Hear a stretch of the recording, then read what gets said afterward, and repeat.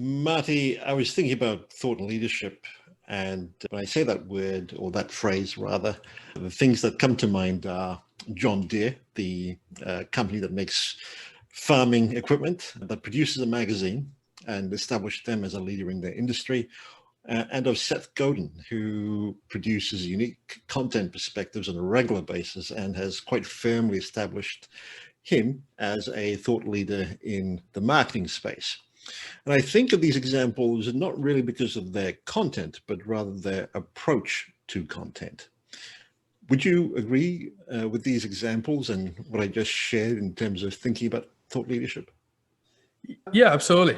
The difference between those brands and other brands that create content is that content is just not enough, right? Mm-hmm. There's a lot of brands that create content. Like you say, those brands approach content in a different way, which allows them to be positioned as the expert on the field. Yep. And I think that's why they have created those brands that are more relevant and resonate more with their audience.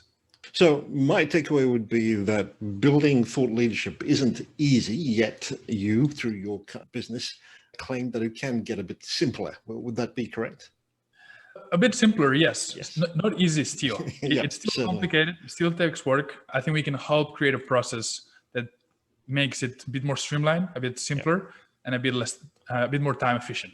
I'm a content guy myself and certainly dabble in a bit of thought leadership discussions, and empathy is a big thing for me. And I'm hoping to look at thought leadership in that context.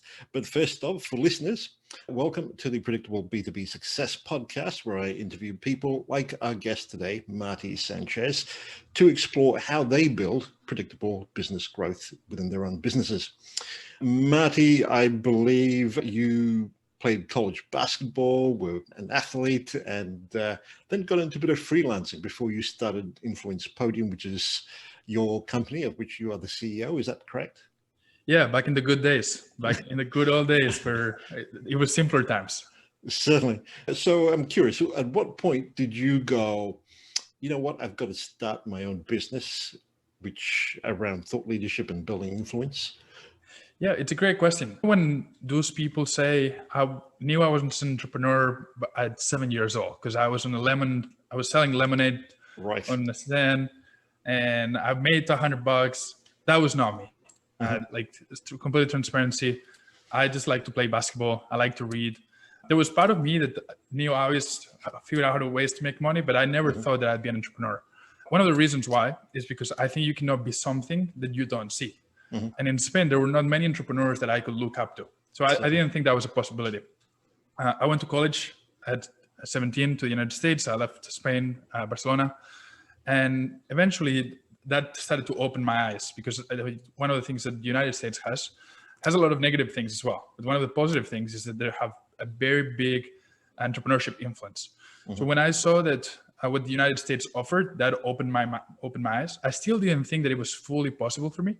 I got a job in finance. I was 20 years old, making 6 figures, nice car, nice apartment downtown.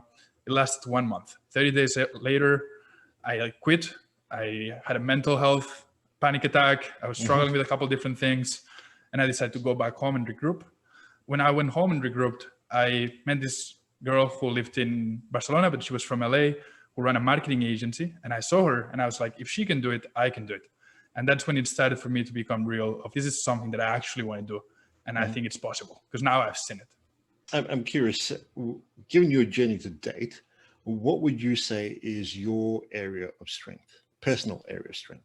Yeah, that's a great question. So when I decided to be an entrepreneur, you just asked me, I was like, okay, what can I do good? What's something that I have? What are my skills? I was an over-educated 21-year-old who knew nothing about the world. But the one thing that I knew how to do was write. Like, writing was something that really came naturally to me. When I was in college, just to make a few more dollars, because of playing basketball, I couldn't work a normal job. I would ghostwrite my classmates' papers for them for $10 a page, which was super illegal. I would tell them, if I get you less than a B, I'm going to give you your money back. So I ran my small little business there.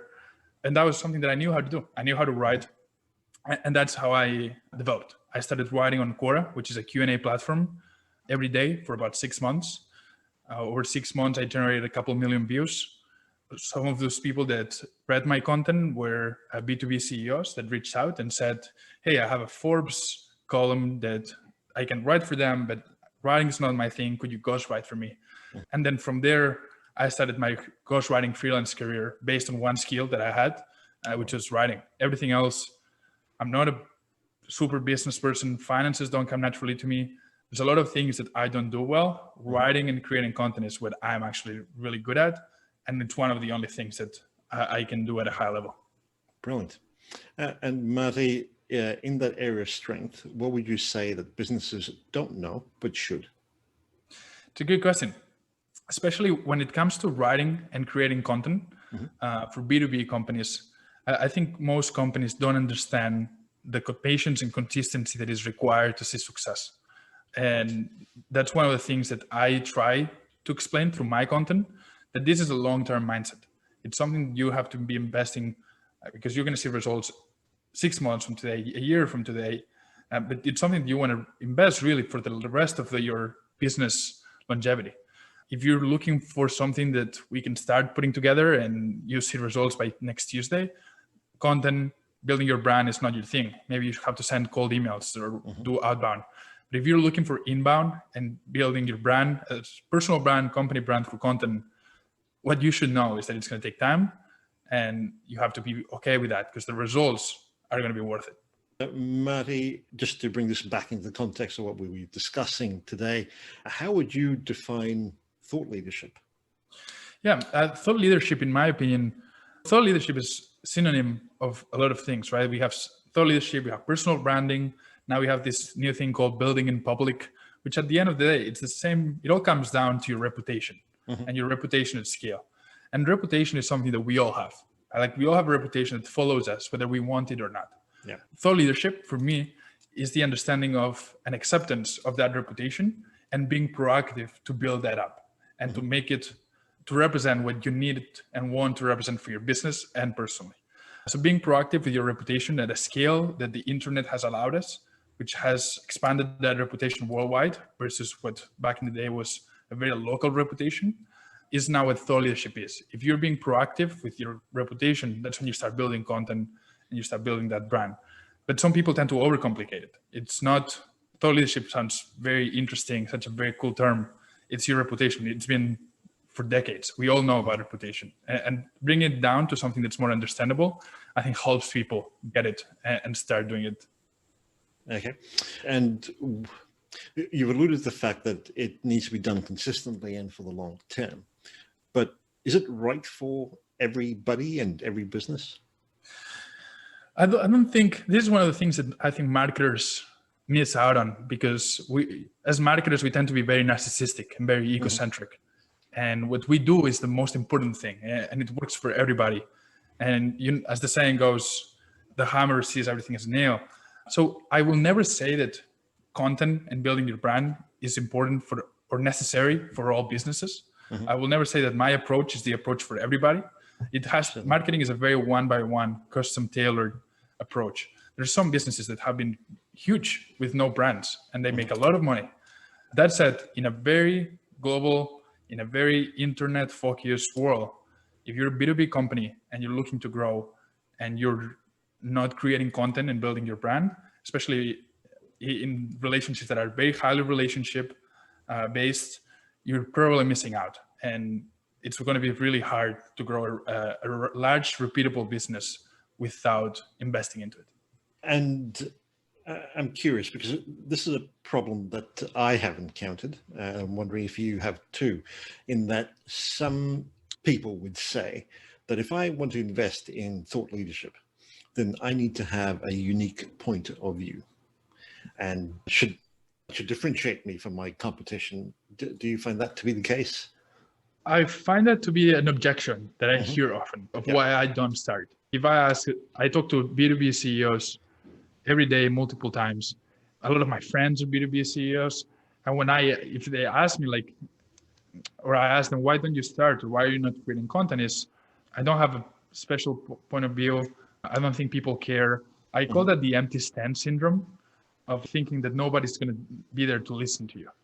When in reverse, what you're probably doing is thinking that what you know is common knowledge, right? Because it's common knowledge to you, but it's not common knowledge to everybody. So understanding that you're probably overrating what the market understands, and that they're aware of the solutions to their problems is something that happens to us very often. And then that feeling of nobody's going to be there to listen to you. Nobody's listening to you right now, but if you speak to them, will be there to listen. So it's an interesting objection. I hear that a lot. It's hard to make people understand until it clicks, right? Once they get that this is something that people want and need, that's when they start creating content and building their brand. Sorry, you made reference to a syndrome, empty stands. So, okay. Yeah. So as in the stadium stands. Yep. Yeah. The stadium feels, you're in the middle of the stadium, you're in the middle of the field, and it feels empty. And that's what I call it. I don't know if it's a great name. I'm open to. I like it actually. but that's how we call it. With this viewpoint that some people have of being differentiated, I think I heard one of my other guests, Mark Edwards, say that trying to differentiate yourself from others is not necessarily the best way to go, simply because you could take off all your clothes and be on a podcast and differentiate yourself from other guests, for example, but does it actually add value? And more often than not, the answer would be no, in which case you've really got to be looking at how you're adding value to your potential audience and build it out from there. Would that be an approach that you advocate as well? I agree to a certain point. So differentiation for differentiation, it's not worth it, right? Just like controversy for being controversial, it's not really worth it. And it's not something that I can promote from an ethical standpoint. That said, I do think that every brand, especially the way we work with it, just a lot of personal brands and individuals, differentiation is ingrained into personal branding and thought leadership because we all are different individuals. So the way to differentiate is just to be true to yourself. To be true to the way you speak, to be true to the way you think, and to not allow yourself to bring yourself to the mediocrity of the middle. Right? I call, if you're on one side, stay true to that side. Don't allow the public or don't allow the necessity to conform to bring you to the mediocrity of the middle. That's how I call it. But that said, if you're not on that side, don't try to push yourself to differentiate yourself because you think you have to be differentiated. Allow yourself to be different by the ways you are actually different, not forcing it. I think that's what he was probably saying. I think we're probably saying the same things, just in different words. Certainly. And I would certainly identify with that because it's taken me a long time to even get comfortable with that idea. I'm also curious as to how you find B2B thought leadership in particular. Why does that fail? As people, some brands invest in it, but doesn't seem to go anywhere. That's a good question. Why does that fail? That's probably one of the best questions that one can ask. One is the reason why we were talking before, which is quitting too early, right? One of the things that I do personally is if during the sales process with a potential prospect or a potential client, which is a prospect at the point, the sale is too different and too difficult and I have to convince them about it, it's not going to work out. Because if they need that level of convincement to invest in it, they're not going to be able to push through the first 3, 4, 5 months where they're seeing content that might not be getting a lot of engagement, that might not be driving immediate leads, especially if they don't have an audience previously. So if they need that level of persuasion to buy into it, I'll say this is not going to work. I need clients who are coming to us because they fully believe in content marketing and building their personal brand and creating thought leadership content. They just don't know how. And they need a system, and we come in and solve that. But they need to believe because it's too easy to quit too early. So that's one of the reasons. One of the second reasons is thinking just build it and they will come. To translate it to content marketing is just post it and they will engage. Yeah. So forgetting about the distribution of the content is a mistake that I see very often. Companies will invest a ton of money and time. They'll allocate all these resources to create a piece of content like a podcast or an article for the blog, and they'll just post it and leave it there. And then nobody will see it. If a tree falls in the forest, does it make noise? The answer in content is no, it doesn't make noise. It lost you money. So the equation for content marketing success comes from great content with great distribution. Distribution is just the right eyeballs. The right eyeballs have to see the content. So whether you're using paid ads or you're repurposing the content to social, to maximize the value that you're getting. Not investing into distribution is one of the biggest mistakes that I see. And I usually when I talk to my clients, I say, you should be investing at least as much as you're investing into the content on distribution. So if you're paying $400 for a blog post, you should probably be investing $400 on the Facebook ads to promote the post or whatever that distribution looks like. So quitting too early, not thinking about distribution, 2 mistakes of why marketing campaigns sometimes don't work. Okay. And having figured out what the pitfalls, at least with B2B thought leadership, would you also say that there is a bit of a backlash with this whole idea of thought leadership, simply because there are a lot of people who claim to be thought leaders and put out content of varying quality and types, but it's led to a degree of blindness, and I've had enough of that sort of an attitude. I think the key there is everybody can call themselves a thought leader, but that doesn't mean it necessarily is. I can add that on my Twitter bio. By the way, pro tip, if somebody says I'm a thought leader on their Twitter or LinkedIn bio, they're not a thought leader. There's someone that drives the conversation and the industry forward. You should be creating content that is, and it doesn't have to be revolutionary, but it has to be something that really helps solve problems. If you're helping solve a specific problem that a specific group of people have, and you're showing it to them, what we were talking about distribution, then you are becoming a thought leader and you're creating thought leadership content. There's a lot of trash in that space. There's a lot of like motivational speakers. There's a lot of people who are gurus and all that stuff. The real thought leaders are just people like you and I, people who are experts on a specific topic and are helping other people solve those problems through content creation, which is the best way to communicate with the audience. When you're bringing that, I try to reduce things to the simplest levels and simplest terms. When you're helping people solve problems, you're becoming a thought leader, whatever that term means. That would, at least in my mind, bring up this idea of empathy, in that you need to empathize with your potential clients or audience in order to actually want to solve their problems and come up with an effective solution. But is there anything else that you would recommend we should factor into our thinking as we look at potentially going down a thought leadership path? Yeah, I think there's 2 levels to that. One, what you're talking, empathy, understanding that it's not about you, it's about your audience, and making everything towards them. So let's say I like LinkedIn a lot, but if my audience is on Twitter, I have to reverse engineer where their attention is and go where they are. Doesn't matter what I like, doesn't matter what platforms I like.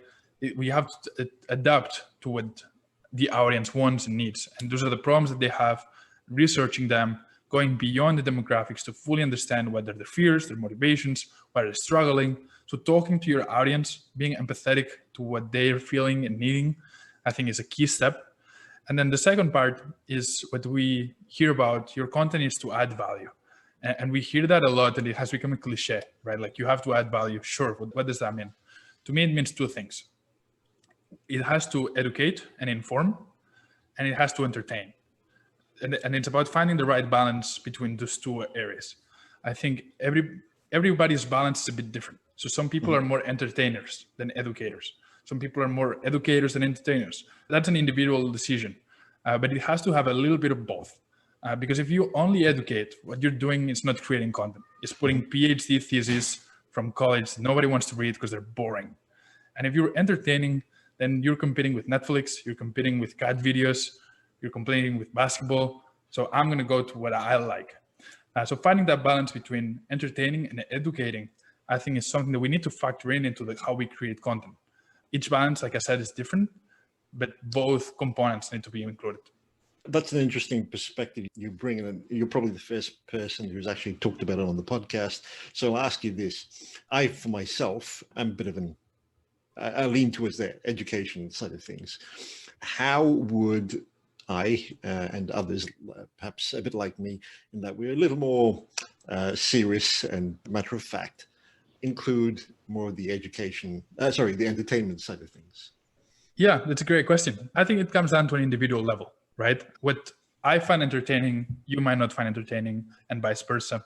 So I would look at the barriers of the industry that you're really interested in, and then try to share more about those things. And you can try to share more in a way that your audience understands and enjoys. So one of the things that I highly recommend here is to include storytelling into your content. Okay. A personal brand or a thought leader comes from the word personal. It has to be human. One of the reasons why I started my company was because I was tired of B2B content being boring, being bland, and not having any sorts of human or soul to it. Mm-hmm. It was too on the educational side. So my opinion is, how can we bring a bit more of the entertaining side to it? And it comes down to storytelling. We're individuals. We're running through so many challenges, so many lessons that we're learning over the years. When we're able to put those stories into our content and integrate that and use them to be both educating and entertaining, I think that's when it really starts to resonate with people. And when that's the biggest differentiator of personal branding content versus company branded content. We can be more human, we can storytell better, and that takes our content to a next level that I think that's why it performs better. Mm-hmm. Okay. And so we've got the mindset in terms of approaching this whole idea of thought leadership. Who should really be involved with thought leadership? Is it just the CEO or the director of the company that should be driving this, or can it be more than that? It depends on the size of the company. So we usually tend to work with companies between 8 and 70 employees. And that's a big difference, because usually on the companies between 8 and 12, 15 employees, the person that we work with is the CEO directly. Mm-hmm. Because usually they don't have a CMO or they don't have VP of marketing that will help them. They might have a marketing person, but they're probably working on too many other stuff that they cannot focus on the personal brand. We love to work directly with the CEOs because I think that allows us to build a better relationship with them. Mm-hmm. But usually as companies scale and grow, this is something that most CEOs try to rely with their marketing department. So usually CMOs, VPs of marketing are usually involved. That said, the more involvement of the true leadership, CEOs, the better, especially when they understand marketing.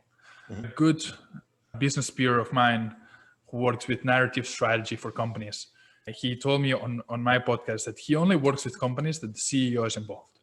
And he only works directly one-on-one with them, because content and strategic narrative and branding has to come from the top, because that's when everybody else in the company feels involved and wants to continue. Yeah.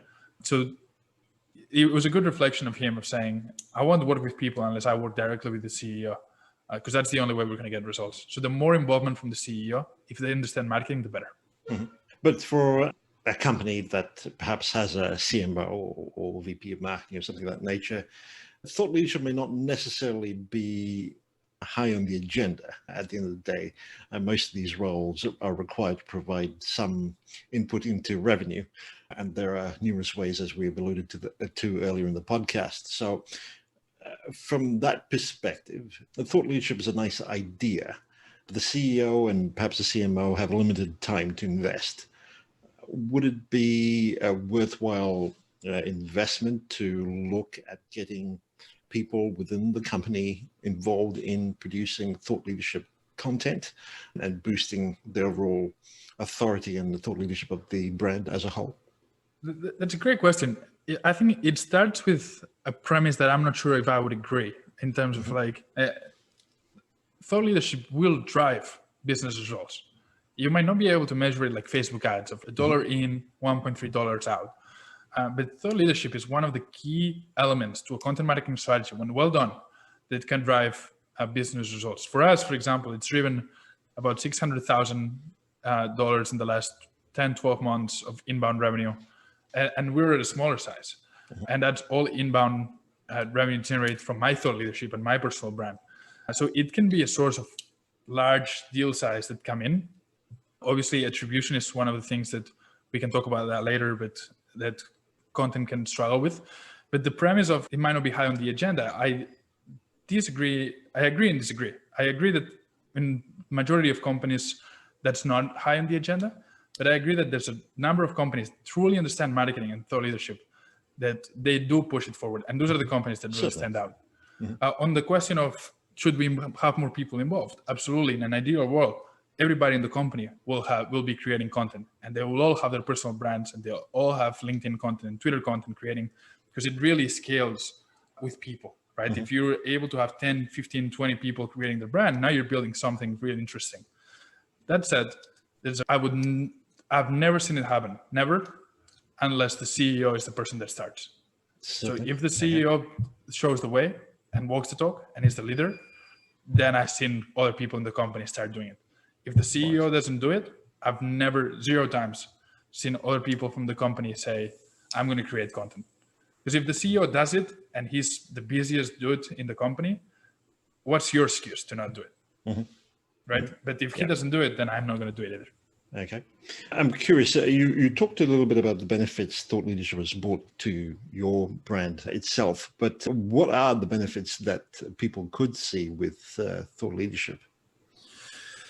It's a great question. I think the answer as a marketer is it depends, right? It depends of how you're doing it, what you're doing, how much are you investing, what timeline are you looking at. For us, we're seeing that after 4 to 5 months, we're usually able to either break even or have an ROI positive for our clients on the services that we deliver. That said, each client is different. If they have big audience beforehand, it might be quicker. If they have no audience, it might be a bit slower. How much they can invest in distribution is a key element as well. And then the second part is, how do you measure that, right? When it comes to attribution, how do you measure what you're seeing? And there are 2 ways to measure that. There's a quantitative way, so looking at data, right? We're looking at leading indicators like engagement, views, impressions, followers, all that stuff. I don't recommend looking at that. And then there's qualitative data, which is how many times do you get on a phone call in sales and somebody says, hey, I saw your podcast, or I saw you were on that podcast, or I saw that LinkedIn content, that's why I reached out. And you're starting to see these things happen. And that's how we measure content and personal branding. So that's one of the things that I think is important when you're asking the question, what should we see? It depends on what you measure. Okay. And there's this thing that I call dark attribution, which is things that we cannot measure on content. For example, after we get off camera, if you say, by the way, what do you use for XYZ? And I say, I use that. And then you Google that, and then you sign up for a demo. That company is going to think that you came through organic search. Yeah. But it's not that, it's word of mouth. Yeah. So there's a lot of things that we cannot measure. Or if you're eavesdropping at a bar and you hear, yeah, we started using Notion now, and then you use Notion, you cannot measure that. It's eavesdropping. So there's a lot that cannot be measured with content, but it will really reflect what you don't see at the end. So from a sales point of view, though, really you're looking at potentially reducing your cost of acquisition, certainly building out your potential audience or lead base. You talked about increasing your inbound inquiries as another factor. I'm assuming that because it is a bit more, or could be a bit more personal, at least with podcasting, for example, that you could potentially, it could potentially lead to a higher conversion rate. Yeah. So we're seeing 6 things that our clients see, which you mentioned a lot of them already. Number 1 is inbound deals and inbound revenue. Right? How much money, this is our North Star. How much money are we bringing into the company? Right. Number 2 is shortened sales cycles. So when they're coming inbound versus you're doing outbound, we think that sales cycles are much shorter because the leads are warmer when they come in. Number 3 is the win rate, what you were just talking, right? Like when they're coming inbound because they've listened to you for an hour on a podcast, right. You, 1, get through the sales conversation much faster because they already know a lot of the stuff that you're going to say. And 2, there's a much higher likelihood that they're going to actually sign up because there's already a trust equity that you've built. 4 is a lower cost of acquisition. So because they're shorter sales cycles and they have a higher win rate, but it's inbound, we're seeing that you can reduce the cost of acquiring new customers, which I think is really important. Number 5 is we're able to see creation of channel partnerships at scale. So when you're creating content, a lot of the things you'll see is you'll start to see that your network starts to grow and build. Like, for example, us talking right now, we're part of each other's network because you're creating content and this podcast is a networking opportunity. And likewise for me, right? Like now I know you, so if we have a client that we can refer your way, we will. So finding these win-win opportunities comes with creating content. And then the last one is building a targeted audience. And you can leverage that audience, especially when it's a personal brand, across your whole career. So you're you're creating this built-in audience that you take with you everywhere you go. And if you start a new business, you can tap into that audience. If you want to if you start investing, you can move that audience towards that investment. So that audience that you have created is an asset. And you can deploy that in many different ways. Makes a lot of sense. You know what? We've talked a fair bit about thought leadership, but I'm curious about your take on where you believe thought leadership came from as a concept and idea. Yeah, it's a great question. Like we were saying before, I think thought leadership, as marketers, we tend to create categories by naming things, right? Like we take Drift created conversational marketing. Was that not a thing before? It was. They just named it. Yeah. We're starting to create the category of inbound CEO, right? The CEO that wants to build his brand and create inbound opportunities. We're now calling it an inbound CEO. We're writing a book about that, writing LinkedIn posts, Twitter posts. So I'm naming that category. Thought leadership is just something that's named. It's a category that's been named, but it's the essence or the intrinsic value of thought leadership. Whether you call it thought leadership, you call it personal branding, you call it building in public, it really comes down, like we were saying before, about what people think when they hear your name, what people think of you. That's your reputation. When people Google you, what will they see? Will they see nothing, or will they see articles, podcasts, you showing your value and showing your expertise? That's being proactive towards your reputation and understanding that your reputation is now online. So I think thought leadership comes from the understanding that what other people think of you matters, and what you've done for other people and the value that you've provided matters. And especially in B2B, that you don't impulsively buy anything. Like I can impulsively buy this coffee mug. It's $7 on Amazon. If I see it, I might see an ad and buy it. But I won't impulsively buy a $10,000 a month retainer.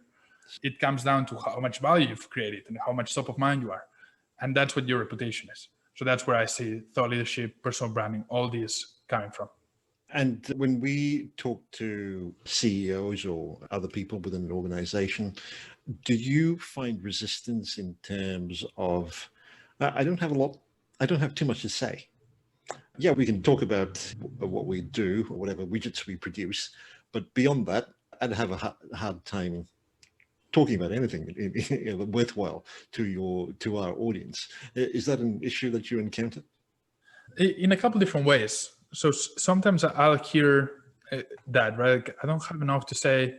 Most of the times they're undervaluing themselves, and they just need somebody to help them extract that content from them through asking the right questions. That said, it's not an objection that I hear too often from CEOs. So I'll hear it from other people. I hear it from employees, or I hear it from marketers in general. But CEOs, to be completely honest with you, Vinay, they have a bit of an ego, or we have a bit of an ego. So often it's more, I have this message that I want to share, help me amplify it. So that's what we're seeing more, because and that ego, I'm not saying that in a negative way. I'm saying they build companies usually doing multi-million-dollar revenue, and they do have a message to share. They do have domain expertise. A lot of the things that we're seeing as well is we're working with a lot of agencies and service-based businesses. Usually these agencies have founders who started as freelancers and eventually built a business on top of that. Just like myself, who I started as a freelance writer, ghostwriter, and then eventually we built a content creation agency. What that helps is they have practical, in the trenches, domain expertise, because they've been a digital paid ads specialist. They've been a content marketer. They've been they've been a web developer, whatever that looks like, or software engineer. So they actually have been there and done that. And they have a much easier way and time by sharing that now as a founder position. So it's not something that we hear often from CEOs or from entrepreneurs. It is often that I hear the other 99.7% of the people think, and they should take a page of the egocentric founders like myself and believe in what they have to share, because they do have enough, as much or even more to share than we do as founders. Certainly. I have found, though, that doing what we're doing at the moment, me interviewing employees, however, tends to break down the resistance a bit more. I can tend to ask different questions to elicit a lot of information in areas that they may not have otherwise thought of. And that takes away a lot of the resistance or the fear, if you will, this idea of producing asking content. the right questions is something that looks easy, but it's really hard. Exactly. But can really help take, at the end of the day, what we're doing is we're taking content that's here in the brain and putting it on content. So asking the right questions is something that our team works, right? When we're creating content to help them extract that content and make sure it's the right content that we need to get out of their brains. Certainly. Would you say that a strategy is the right way to approach thought leadership? Or is there a different approach? Yeah. So I have a couple of thoughts on that. My main thought is strategy is important, but it should not be a blocker. So a lot of the people don't start because they don't have a strategy set in place. And the truth is that strategy is going to change. One of the quotes I like is from Mike Tyson that said, everybody has a plan until they get punched in the face. Like, you can put a strategy on paper. Like, sure, we can spend 2 weeks and you can buy a branding agency. They're $20,000, branding packages where they take cool pictures and design this cool website. And they do all this shit, all this stuff for you. And you have never created a piece of content. Why do you have a $10,000 website and $5,000 pictures when you have never put out a piece of content on Twitter or LinkedIn? You're approaching this the wrong way.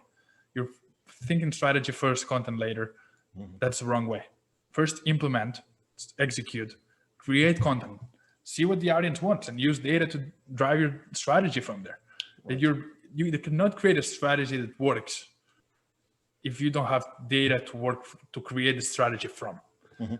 So my advice is go do stuff, go create content, see what people like, see what people don't like, double down what they like. And then that's your strategy. And then the strategy can be like 3 sentences on a piece of paper. And then take the pictures and then do the website. When 2 years from today, your business is doing $500,000 more or $1 million more in revenue because of your content, then sure, take the pictures as many as you want. But other than that, people need to change their approach. Execute, then strategize, then execute again, versus strategize first, and then they'll take a year and they've never done anything. Sure. There is a question around harnessing the power of thought leadership. Is that something that needs to actively be done? Or should we, once we figure out what works, do it and let it go? Yeah, I think we tend to overcomplicate things. We tend to give these interesting names and put out these interesting strategies. Look, content is just as simple as, can you solve problems or can you not? If you can help people solve problems, that's your content, that's your strategy, that's the power that you have from thought leadership.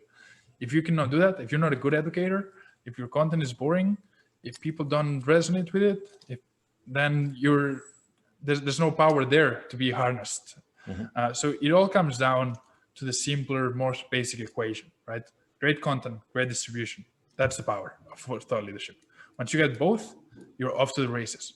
And then you can start tailoring more your brand and adjusting as needed.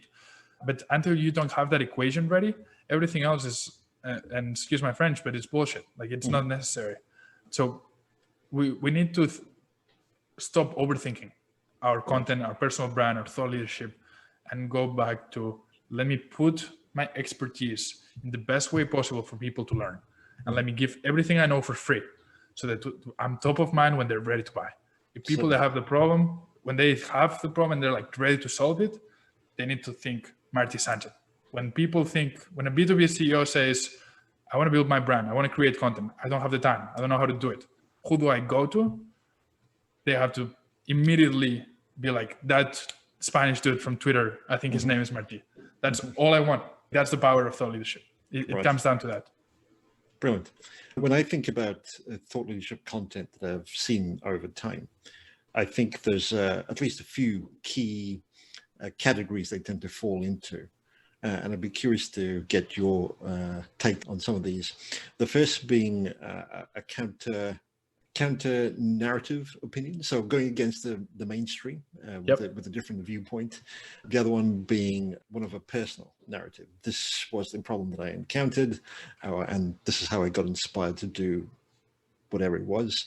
The other is, of course, very much data-based, where you're pretty much talking about data points or data storytelling, which is a term that's being used around widely. And related to that, I would say perhaps industry analysis through studies or surveys that, again, some big brands are invested in. And finally, it's one where you're really looking to network with others and building a bit of a broad-based content which is inclusive of other personalities. We call that the curator. Okay. So that's a great point that you're mentioning. There's different archetypes of personal branding. We can go through. So I think most of the ones that are relevant are the ones you mentioned.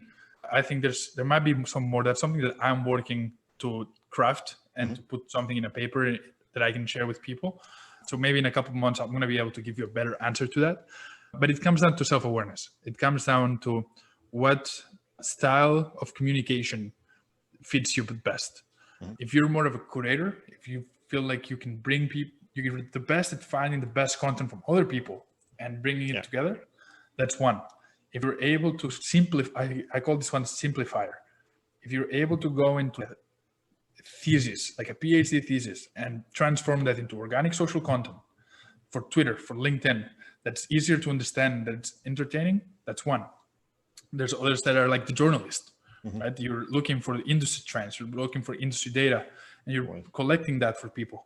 There's the innovator, right? There's the one that the Elon Musk, Steve Jobs type of guy, where I see the future, let me take you there. So that's another one. There's the learner, right? There's the one, I think I fit most on this one, which is I don't know everything and I'm learning as I go. Let me take you on this journey with me. And I share what I learned, right? Like I'm going to share with you the mistakes that I made. I'm going to share with you the lessons that I'm learning along the way. So that's that one. So there's a controversial one, right? I think we can fit Trump on that one. It's those people who are against the grain no matter what. So there's different archetypes that you can take. I usually tell people, don't choose one at the beginning. Allow it to come to you because you might not know which one fits you best. Right. And then once you start seeing what works and what doesn't work and what you feel more comfortable with, that's when self-awareness comes into play. And then allowing that to be your style, doubling down on that, I think is important. But self-awareness is a big key for content creation. Personally, for me, I was afraid of video content for a long time. So I'm a writer. What I do best is write. So I would focus on that. And I have a Spanish accent, so I didn't want to put out videos or be on podcasts. And it was a good choice. It was a good choice to doubling down on writing for 2 years or 3 years. And then when I had the confidence to step out of my comfort zone and do that. But it's, people say get out of your comfort zone. Yes, but eventually. Let me start with what I know, and then eventually I'll expand. So self-awareness is a huge key about it's finding the balance between self-awareness and empathy. What the audience wants versus what I can do. You find that middle point. I think that's where good things start to happen. I'm curious. You've also mentioned Twitter and LinkedIn. Are those your go-to platforms? And for B2B, yes. For B2B, I always recommend Twitter, LinkedIn, depending on which vertical within B2B. One might be better than the other. But organic social platforms on B2B, I think are LinkedIn and Twitter. And those are the ones that companies need to double down on. And if you're not on either of those, you might be missing out on a good opportunity. How do you leverage Twitter? Great question. I have a lot of thoughts on that. So Twitter, people tend to approach it the wrong way. There's two elements of Twitter. There's the content creation and there's the social engagement, community building side. Usually when people start, they don't have an audience. So mistakenly, they focus on the content creation. They talk a lot and they don't do any listening. They have to switch that because nobody's listening to you. So you can talk, but nobody is there to listen. So it's about listening and engaging and looking for accounts that have bigger audiences on the industry that you follow and that you want to add to the conversation of what they're talking about, and letting the engagement be your content versus creating content by yourself. You should still create content and give people a reason to follow you, but it should be 20% of your time. 80%, especially at the beginning, should be community building, social listening, social engagement. And then once you start to build your audience, then you can shift it to the other side. And then it's more about what content you create. Is your content engaging? Is your content valuable? All that stuff. But the focus should be on the social listening. And that's why when we're working now with Twitter CEOs, either they are in charge of engagement or we help with that, because without it, you won't see results for a long time. You're going to be talking to nobody for a long time. Would you say it's any different on LinkedIn? I tend to see that on LinkedIn, people already have bigger audiences to start with, because LinkedIn for a long time was a networking platform.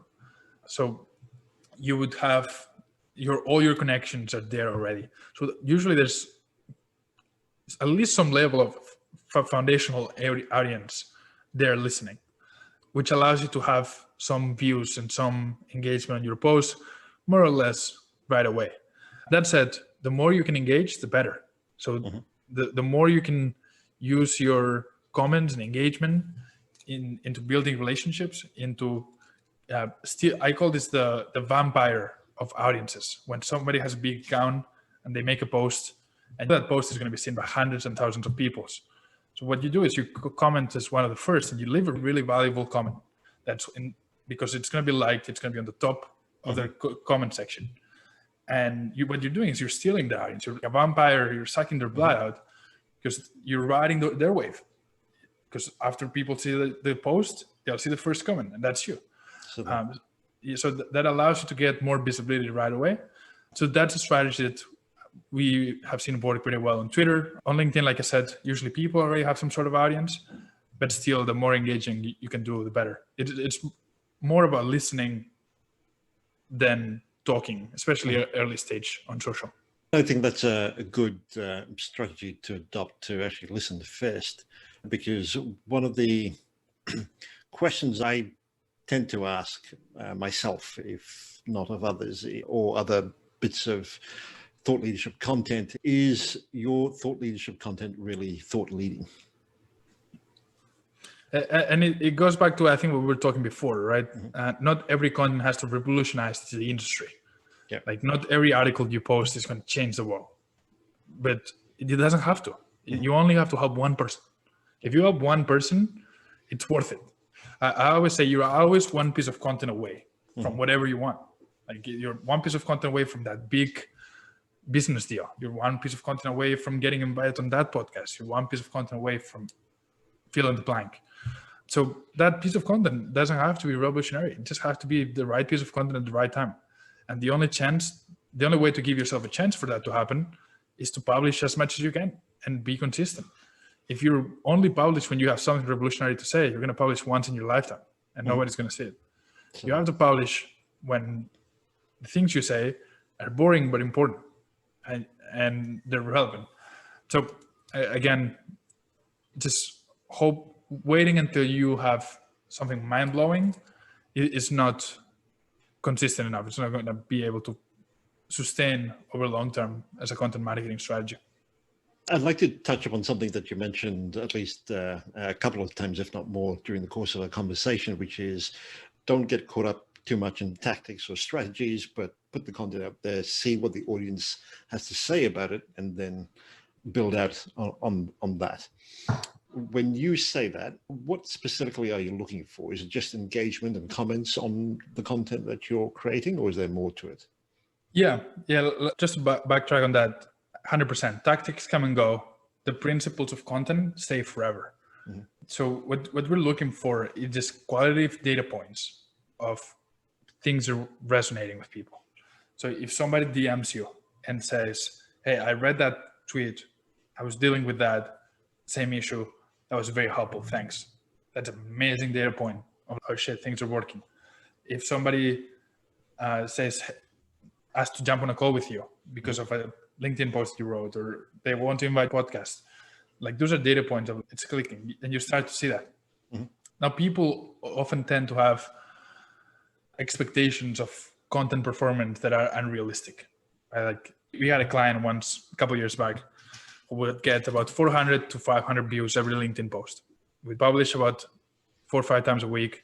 So about 2,500 views every week, about 10,000 views a month, more or less. And he was like, that was enough. And I was like, I understand you want more. I understand that there's posts that are getting 1,000 views, 1,500 views, and we can play that game. Like we can put out content that is driven for engagement, but it's not going to drive any valuable results. Like we can put out a cat video or a meme, and sure, people are going to like it and people are going to see it more, but is that going to drive inbound revenue or not? And the answer is no. And he was still super focused on that number of views. And at the end of the day, I asked him, when's the last time you spoke in front of 500 people in a conference? And he was like, never. And I'm like, you're doing it here 4 times a week or 5 times a week.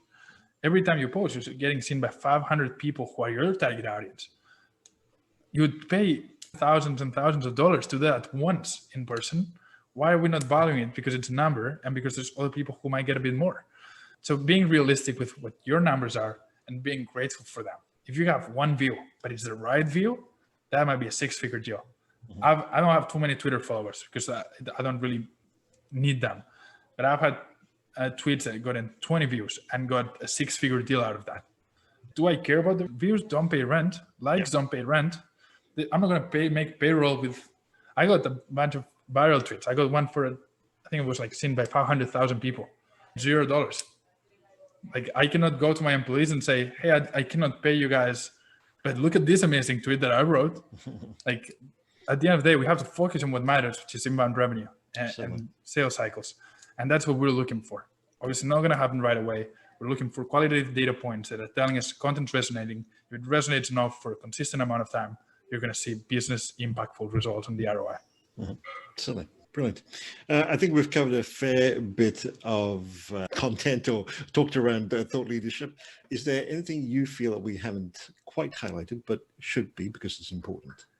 I think this was great. I think we've been able, I hope the audience gets a tactical understanding of content and what they should expect, both from the nitty gritty and a bit of the overarching principles that I've seen work across clients.